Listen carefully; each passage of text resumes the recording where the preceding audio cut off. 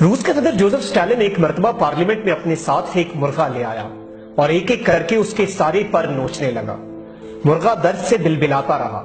मगर स्टालिन ने एक एक करके उसके सारे पर उतार दिए।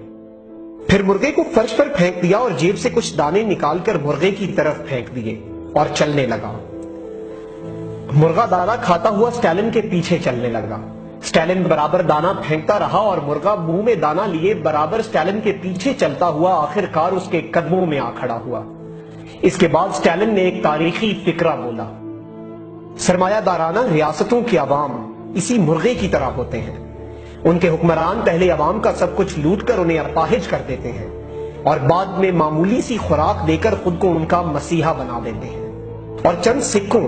चंद नवालों के एवज मुआशी गुलामी का शिकार और इज्तिमाई शऊर से महरूम अवाम ये भूल जाते हैं कि इन्हीं इंसान नुमा दरिंदों ने